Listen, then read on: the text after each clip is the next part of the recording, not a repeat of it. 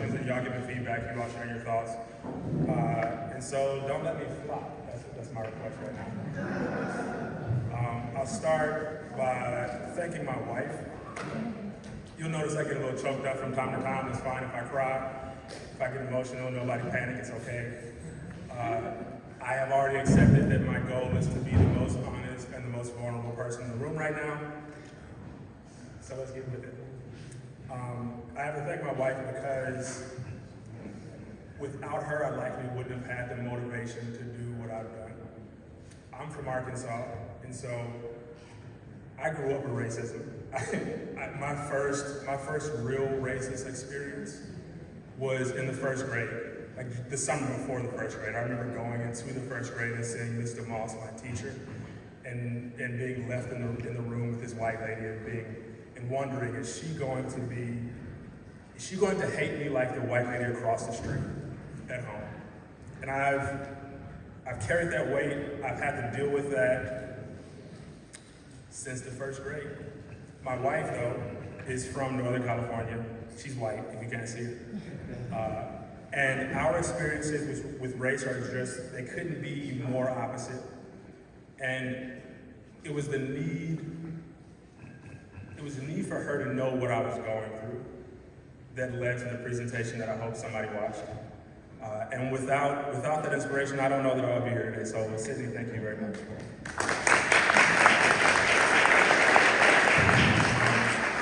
Did anybody watch my presentation? Still, okay, all right. Let's have a conversation about it. I talk about race because it's the aspect of my identity that is attacked the most. And while it's been years since I've been called the N-word, racism impacts me every day. It was about 6:25 this morning when I saw something on Netflix that made me wince. Every time I step into the office for work, every time I go to the grocery store, every time I think about leaving my home, I have to deal with racism in one way or another. Either the repercussions of a previous experience or something new is said that throws me off. My hope, though, is that the ideologies I share today about racism can be used to combat sexism, used to combat genderism, heterosexism, whatever social issue is important to you. My hope is to inspire somebody today to be anti-racist. It's my thought, my philosophy. If you live in America, you're probably a victim of racism. If you grew up in America, if you've been here for multiple years, without question, you are absolutely a victim of racism. And if you don't know that, we need to have a conversation about it. If you don't know that, you're missing a whole lot. And my thought is, if you're not explicitly fighting racism, if you can't say, I did something to make racism smaller, then you are actually helping it stay. You're helping it remain. That said, being anti-racist is scary. Being anti-anything in America is scary. It could literally cost you your life. It could cost you your job, it could cost you your reputation, it could cost you your kids, all kinds of things. And with that in mind, it's important to me that you know why I choose to be anti-racist. Because it is absolutely not out of the goodness of my heart. If you watched the video, you saw my oldest son, Brixton. He turned 4 in June. He is absolutely beautiful with brown eyes and very long, curly brown hair. My second son, though, Hendrix, he just turned 2 a few days ago.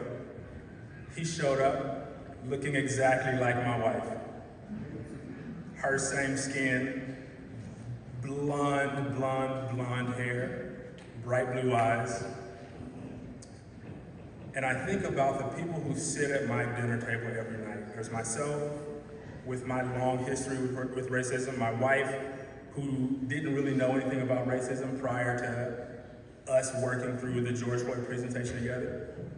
You have my oldest son who looks mixed, he is mixed and looks black, and his younger brother, who is mixed but looks white. Every person at my table has a unique racial identity. What are we gonna say? What are we gonna do when they start to notice that people treat them differently? What am I going to tell my white son about racism when he notices that he's treated differently from my black son, and vice versa? How are we going to have a unified approach to teaching them about race? How am I going to teach my kids to love their skin, knowing that I grew up despising my own? I have no idea.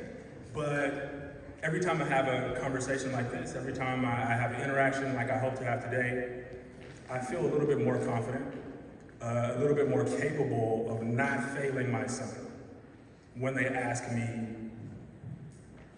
Daddy, why am I different? And that's the one reason I'm here today, hoping that somehow I figure out how to be a better parent. Let me get my notes back. Many of us have been taught not to talk about race. I've known people to say, I was taught in school not to talk about race, not to acknowledge race. But understand that the words you don't say and the words you do say are two halves of the same whole. And not talking about a problem won't make it go away. Not talking about racism won't make you any less racist. Not talking about race just leaves you blind to an aspect of reality that I cannot ignore. Refusal to acknowledge race is refusal to acknowledge an integral part of who I am. And I mention that because not being racist isn't enough. I've known a lot of people to say, I'm colorblind, I don't see color. That's crazy, because in America, everything else sees color, everybody else sees color, I see color. I have to live with it. And refusal to acknowledge race is refusal to see me. Race is the aspect of our society that accounts for the unique history that created each subculture. My grandfather didn't learn how to read because of race. My grandmother didn't finish high school because of race. My mother, my aunts led boycotts while they were in high school because of race. And so to say that race doesn't matter, race is made up, race isn't real, on one hand, sure, you can believe that. But in reality, race decides a lot. Every time I leave my house, essentially every decision that I make, in one way or another, I have to account for race. And if you don't, great, good luck. I mean, not good luck, but good for you. But that also means there's a whole level of my life, there's a whole aspect of my life that if you refuse to talk about race, you refuse to acknowledge, there's a whole part of me that you could never know.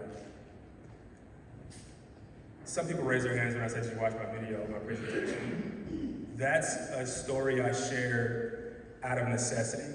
You'll see my hands are sweaty already, I'm a little anxious, I cannot help but show this anxiety. I'm scared as all hell right now. This is terrifying for me, but I'm not gonna run from this because I remember the moment my wife told me George Floyd was killed. And it's crazy how it's just a news story. It was on the other side of the country. I've never even watched the video myself. But at the same time, the moment she told me George Floyd was killed, that was one of the most painful moments of my whole life. When I think about the magnitude of emotion that I felt in that moment, the next saddest moment in my life was my grandmother passing when I was 6. The only other moment I could compare to finding out George Floyd was killed and the emotions that came, the only other thing that compares to that was the birth of my first son.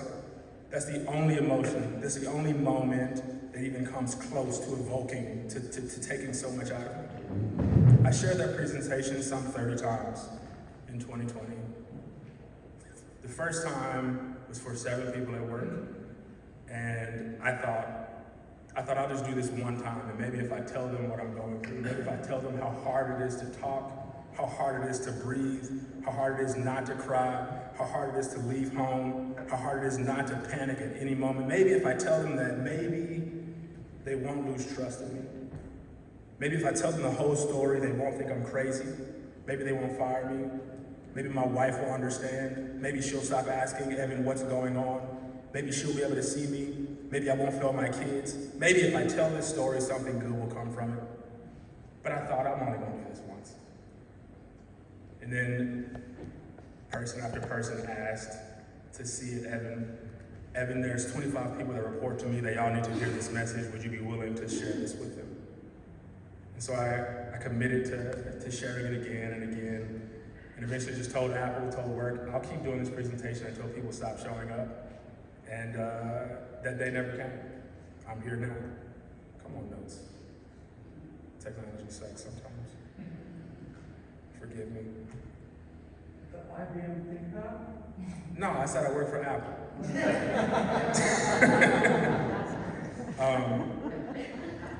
I gave this conversation, I've hosted this conversation, I gave that presentation to thousands of people around the world. I've had the conversation I hope to have with you all today, I've had with people in Brazil, people all across America, and I've collected comments and feedback from thousands of people.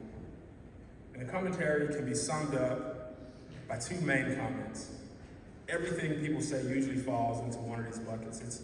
It's not black people saying, I think back one comment, this lady said, I'm a 51-year-old white lady from New York. I've lived my whole life in New York, and I thought I knew what racism was. I thought I knew what race meant, even until I listened to your presentation, I realized I knew nothing.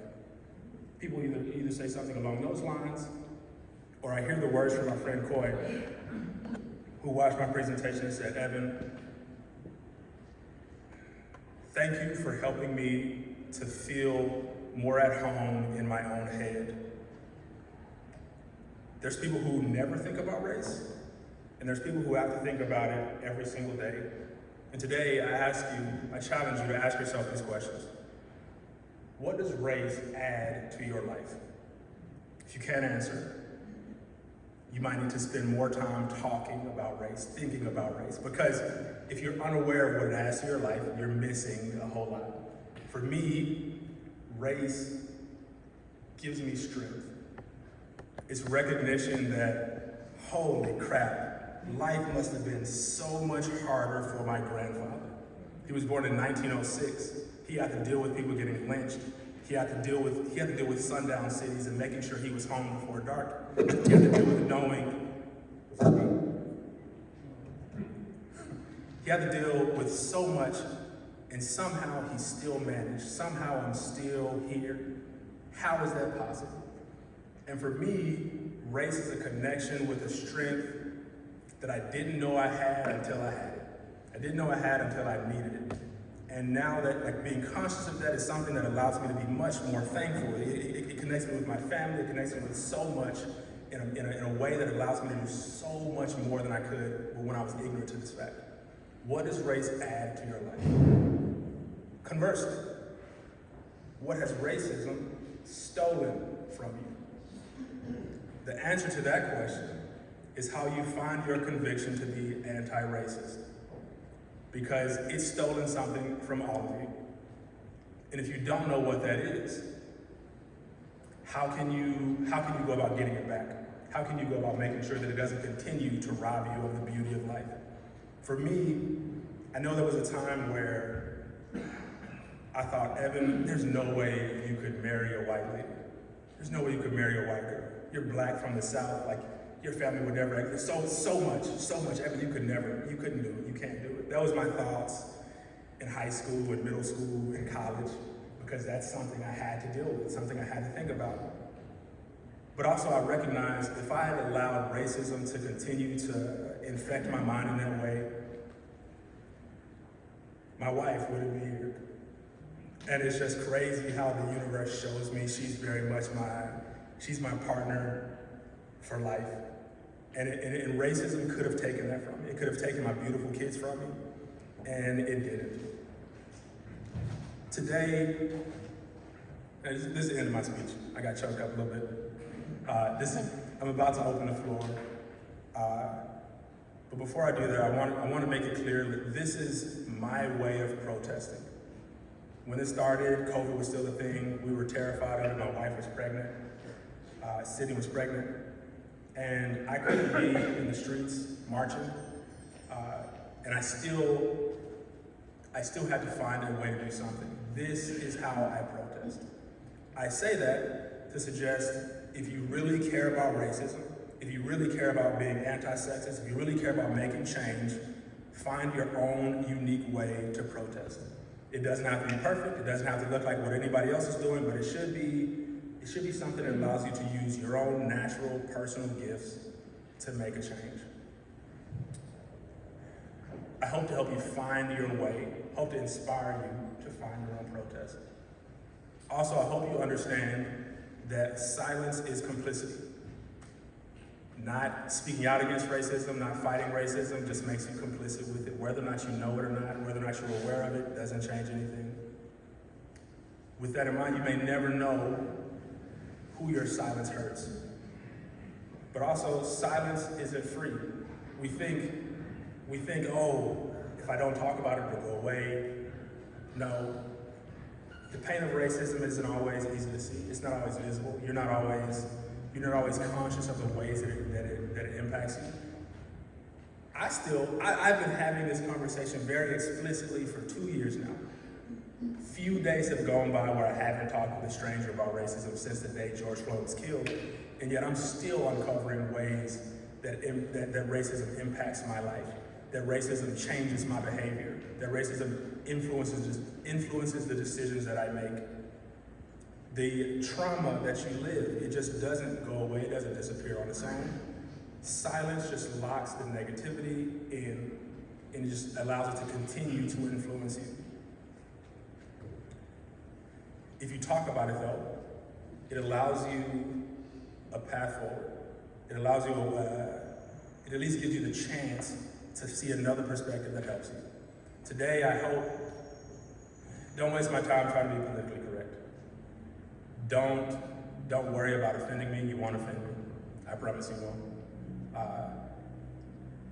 I want to hear, for those who watched the video, what did you like, what did you dislike? What surprised you? What did you learn? What did you want to hear more about? What questions did you have? What did you disagree with? Talking about these things is how you'll come to see me for the human that I am. It's how you'll come to see the people around you more thoroughly, more clearly. And it's how we'll make the world better. So with that in mind, I'll just open the floor, hoping someone has a question that we can talk through. Yes.